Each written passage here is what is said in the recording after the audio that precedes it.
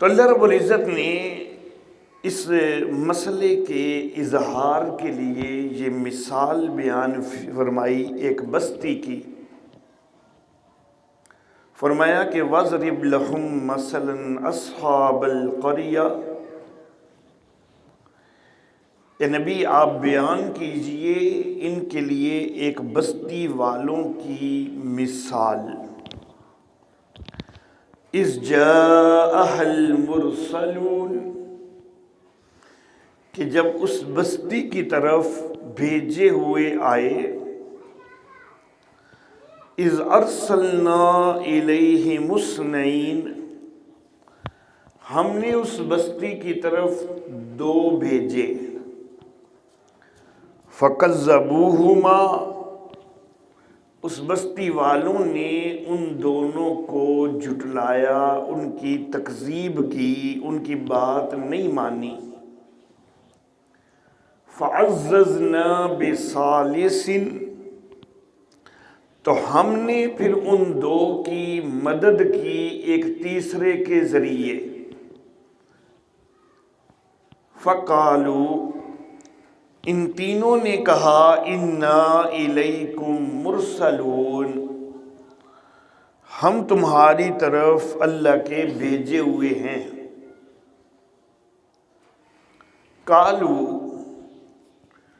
بستی والے کہنے لگے ما انتم الا بشر مثلنا، تم تو نہیں ہو مگر ہماری طرح کے ہی بشر، ہماری طرح کے انسان ہو. ہم تمہیں کیسے اللہ کے بھیجے ہوئے مان لیں؟ اللہ کی طرف سے آتے تو کوئی نور آتے، ہم کیسے مان لیں کہ تم جو ہے اللہ کی طرف سے بھیجے ہوئے ہو؟ مزید بستی والوں نے کہا وما انزل الرحمن من شیء، کہ تم جو یہ کہتے ہو کہ ہم اللہ کے بھیجے ہوئے ہیں، اللہ نے وحی بھیجی ہے، ہم اس کو نہیں مانتے. رحمان نے کوئی چیز بھی نازل کوئی نہیں کی. ان انتم الا تکذبون، تم تو صرف جھوٹ بولتے ہو. معاذ اللہ، تم جھوٹ کہتے ہو کہ رحمان نے کوئی چیز نازل کی ہے، ایسا کچھ نہیں ہے. قالو، وہ تینوں رسول کہنے لگے ربنا یعلم انا الیکم لمرسلون، ہمارا رب جانتا ہے کہ ہم تمہاری طرف بھیجے ہوئے ہیں. گویا کہ اللہ رب العزت ہمارا گواہ ہے کہ ہم اللہ کے بھیجے ہوئے ہیں. وما علینا الا البلاغ المبین، اور ہمارے ذمہ نہیں ہے مگر واضح طور پر پہنچا دینا. ہم اپنی دعوت پہنچا رہے ہیں، تم کو ہدایت پر لے کے آنا یہ ہمارے ذمہ نہیں ہے. دعوت کو واضح پہنچانا وہ ہماری ذمہ داری ہے، وہ ہم پہنچا رہے ہیں. آگے زبردستی تو ہم تمہیں ہدایت دے کوئی نہیں سکتے، کیونکہ ہدایت دینے کا اختیار تو اللہ کے پاس ہے. ہمارا کام ہے کہ ہم پہنچا رہے ہیں. تو جب پیغام پہنچا رہے ہیں تو چاہیے تمہیں کہ اللہ کے پیغام کو مان لو، ہدایت قبول کر لو. قالو، بستی والے کہنے لگے انا تطیرنا بکم، کہ معاذ اللہ ثم معاذ اللہ، ہم تو تم سے بدفعلی لے رہے ہیں کہ جب سے تم اس بستی میں آئے ہو کوئی نہ کوئی مصیبت کھڑی ہو رہی ہے، کوئی نہ کوئی پریشانی بن رہی ہے، مشکلوں نے ڈیرے ڈال دیے ہیں بستی پر. تو ہم تو تم سے بدفعلی لے رہے ہیں. تم معاذ اللہ اللہ کے بھیجے ہوئے نہیں ہو. اللہ کے بھیجے ہوئے ہوتے تو تمہارے ساتھ اللہ کی رحمتیں ہوتی، برکتیں نازل ہوتی. لیکن ہوا یہ ہے کہ جب سے تم آئے ہو کوئی نہ کوئی مصیبت نازل ہو رہی ہے بستی پر. تو ہم تو محسوس کر رہے ہیں معاذ اللہ ثم معاذ اللہ، یہ تمہاری نحوست ہے. یہ ان بدبختوں نے کہا۔ پھر دھمکی دینے پہ آگے، لَئِن لَّمْ تَنْتَهُوا لَنَرْجُمَنَّكُمْ، کہ تم یہ جو توحید کرتے ہو، یہ جو دعوے کرتے ہو کہ اللہ ہی کو پکارو، اللہ ہی سے مدد مانگو، اللہ کے سوا کوئی حاجت روا کوئی نہیں، مشکل کشا کوئی نہیں، یہ جو تم ساری باتیں کرتے ہو ہم نہیں مان سکتے، ان باتوں سے باز آ جاؤ۔ اگر تم باز نہ آئے، لَنَرْجُمَنَّكُمْ، ہم تم کو سنگسار کر دیں گے، وَلَيَمَسَّنَّكُمْ مِنَّا عَذَابٌ عَلِيمٌ، اور تم کو ہماری طرف سے دردناک عذاب پہنچے گا اگر تم نے بات نہ مانی، اگر تم اپنے دعوت سے باز نہ آئے تو ہم تم کو عذاب علیم پہنچائیں گے، دردناک عذاب پہنچائیں گے۔ یہ بستی والوں نے کہا، قالو، اب ان رسولوں نے کہا، طائرکم معکم، تمہاری بدفعلی تمہارے ساتھ ہی ہے، ہماری وجہ سے کوئی نحوست نہیں پھیل رہی، معاذ اللہ، ہم تو اللہ کے بھیجے ہوئے ہیں، جب اللہ کے بھیجے ہوئے ہیں تو ہماری وجہ سے نحوست نہیں، لیکن نحوست کیوں بن رہی ہے تمہارے لیے اس کو سمجھو، وہ اس لیے بن رہی ہے کہ ہم اللہ کے بھیجے ہوئے اور تم انکار کیے جا رہے ہو، تو جب تم اللہ کے بھیجے ہوئے کا انکار کرو گے تو تم پر مصیبتیں تو آئیں گی، تو تمہاری نحوست تمہارے اپنے کرتوتوں کی وجہ سے بن رہی ہے، معاذ اللہ کوئی ہماری وجہ سے نحوست نہیں بن رہی۔ تم جب اللہ کے پیغام کا انکار کرو اور پھر سمجھو کہ نحوست بھی نہ بنے تمہارے لیے، یہ کیسے ہو سکتا ہے؟ ہم تو اللہ کا پیغام پہنچا رہے ہیں اور تم نہیں مان رہے، تو اس لیے مشکلیں آ رہی ہیں، اس لیے مصیبتیں آ رہی ہیں۔ اللہ اللہ، اَإِن ذُكِّرْتُمْ، بھلا کیا نحوست اس پر آ سکتی ہے کہ تم کو نصیحت کی جائے؟ تو نصیحت کرنے پر تو کوئی نحوست نہیں آتی، نحوست اس وقت آتی ہے جب نصیحت کو مانا نہ جائے۔ بل انتم قوم مسرفون، بلکہ تم حد سے بڑے ہوئے لوگ ہو، اس لیے جو ہے تمہارے اوپر مشکلیں آ رہی ہیں، پریشانیاں آ رہی ہیں۔ اب یہ رسولوں کے ساتھ مکالمہ بازی قوم کی چل رہی ہے، قوم والے بحث کر رہے ہیں، رسولوں کو معاذ اللہ دھمکیاں دے رہے ہیں۔ ایک بندہ ایمان والا، مفسرین نے اس کا نام حبیب نجار ذکر کیا ہے،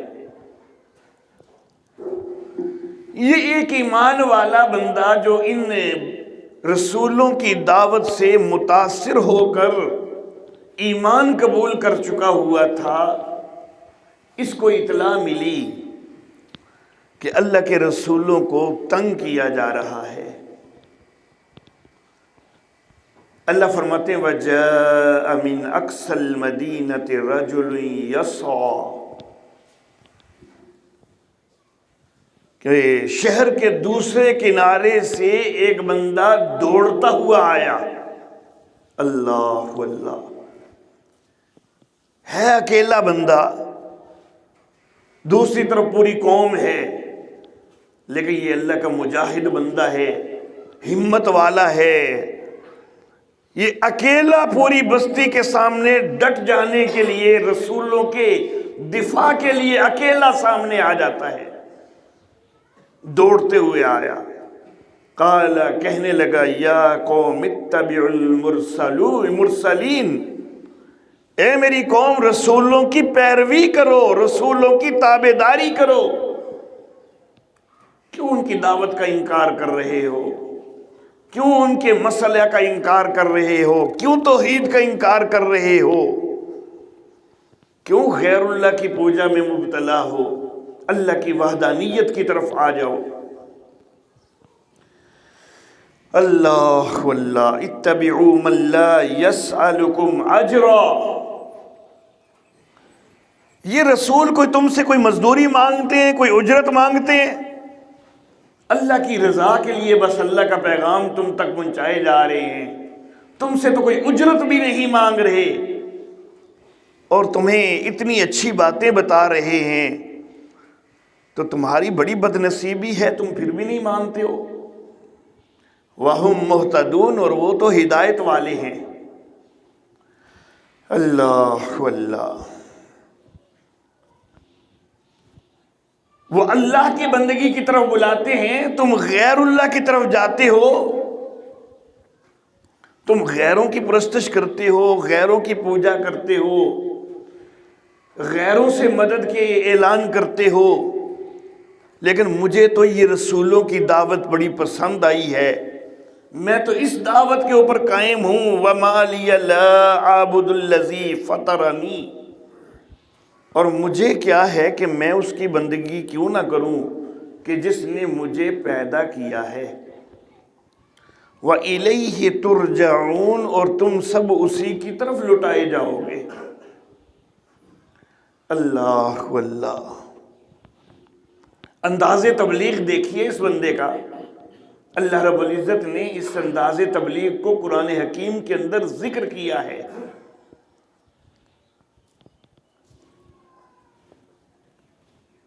پیدا کرنے کے حوالہ سے یہ کہہ رہا ہے کہ اللہ نے مجھے پیدا کیا ہے۔ اب جب یہ کہہ رہا ہے کہ اللہ نے مجھے پیدا کیا ہے، تو اس کی مناسبت سے دوسرا جملہ یہ بنتا ہے کہ میں نے اللہ کی طرف جانا بھی ہے، لیکن ساتھ یہ کہہ رہا ہے کہ تم نے اللہ کی طرف جانا ہے، اللہ کی بارگاہ میں پیش ہونا ہے۔ حالانکہ جانا تو اس نے بھی ہے نا، اور پیدا تو دوسروں کو بھی اللہ نے ہی کیا ہے نا۔ اللہ اللہ، لیکن اس کا سمجھانے کا انداز بڑا خوبصورت ہے۔ اس نے کہا میں نے اس لیے مانا ہے اس کو معبود کہ مجھے پیدا کرنے والا وہ ہے جن جن کو تم معبود مانتے ہو۔ کیا ہیں وہ تم کو پیدا کرنے والے؟ ثابت کرو نا، اگر تمہیں بھی انہوں نے پیدا کیا ہے تم پھر بے شک ان کی بندگی کرو۔ مجھے میرے رب نے، مجھے میرے اللہ نے پیدا کیا ہے تو میں اس کی بندگی کیوں نہ کروں؟ تو اس میں اپنا ذکر کر کے سمجھانا ان کو چاہتا ہے کہ بدبختو، جب تمہیں بھی اللہ نے پیدا کیا ہے تو بندگی کا معاملہ آئے تو اللہ ہی کی بندگی کیا کرو، پھر غیروں کے در پہ نہ جھکا کرو، پھر دوسروں کے دروازوں پہ نہ جایا کرو، بلکہ جس نے پیدا کیا ہے اسی کے در پہ جاؤ۔ اللہ اللہ، دوسرے لفظوں میں وہ یوں کہہ رہا ہے کہ الذی فطرنی و فطرکم، وہی ہے کہ جس نے مجھے بھی پیدا کیا ہے اسی نے تمہیں بھی پیدا کیا ہے۔ تو میں تو اس کا شکر گزار ہوں، احسان مند بندہ بن کے رہ رہا ہوں کہ میں اسی کی بندگی کر رہا ہوں۔ رسولوں کی دعوت مجھے سمجھ آ گئی ہے، تمہیں کیوں نہیں سمجھ آتی؟ تم کیوں غیروں کی بندگی کر رہے ہو، غیروں کے در پہ جا رہے ہو، حالانکہ تمہارا خالق بھی تو وہ ہے۔ اور آگے کہتا ہے وَإِلَيْهِ تُرْجَعُونَ، اسی کی طرف تم نے لوٹ کے جانا ہے۔ اللہ اللہ، لوٹ کے تو اس نے بھی جانا ہے نا، لیکن وہ کہتا ہے میں لوٹ کے جاؤں گا، مجھے اطمینان قلب ہے کہ میں تو صحیح عقیدے پر آ گیا ہوں، اللہ کے نبیوں کی دعوت کے مطابق میں نے اپنا عقیدہ بنا لیا ہے، میں تو اللہ کی بارگاہ میں جاؤں گا، کامیاب جاؤں گا۔ تم اپنی سوچ لو، تم نے اس کی بارگاہ میں پیش ہونا ہے، وہاں پر کیا کہو گے؟ اللہ اللہ، جن جن کو تم معبود مانتے ہو، کیا تم نے ان کی بارگاہ میں پیش ہونا ہے کہ کیا قیامت والے دن ان کے دربار سجے ہونے ہیں؟ کیا ان کے سامنے حاضری ہونی ہے؟ حاضری اللہ کے سامنے ہونی ہے، تو جب اللہ کے سامنے پیش ہونا ہے اللہ کو کیا جواب دو گے؟ جب اللہ تمہیں دعوت دیتے رہے، انبیاء کے ذریعے بتاتے رہے کہ اس اللہ ہی کی بندگی ہونی چاہیے، کسی اور کی نہیں ہونی چاہیے، تو دنیا کے اندر غیروں کی بندگی کرتے رہے، غیروں سے مدد مانگتے رہے، غیروں کی پکار کرتے رہے، تو اللہ کی بارگاہ میں کیا جواب دو گے؟ تو تو یہ ان کو جھنجھوڑا ہے۔ اللہ واللہ اتخذ من دونہ آلہہ، کیا میں اس کے سوا اوروں کو معبود بنا لوں؟ اللہ واللہ اتخذ من دونہ آلہہ، کیا میں پکاروں کے لائق اللہ کے سوا کسی اور کو مان لوں؟ اللہ واللہ یہ وہ سمجھا رہا ہے یہ حبیب نجار کہ میں اللہ کے سوا کسی اور کو پکاروں کے لائق مان لوں، کہ کیسے مان لوں؟ اللہ واللہ۔ میرے محترم احباب،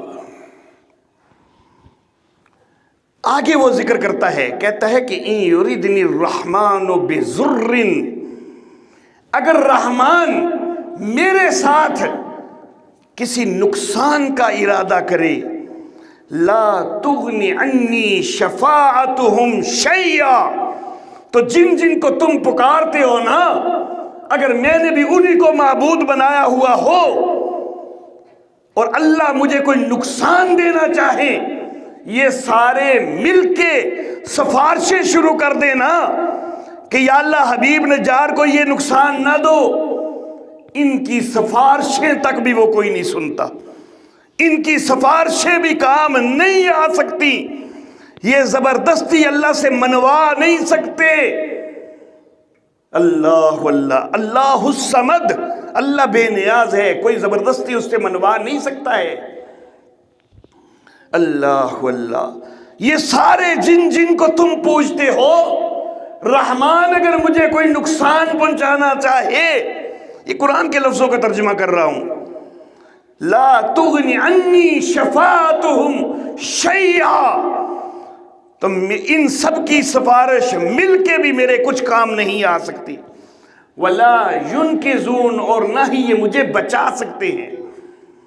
اللہ واللہ، تو پکار میری براہ راست اللہ ہی کی طرف ہونی چاہیے، میری پکاریں ان کی طرف نہیں ہونی چاہیے۔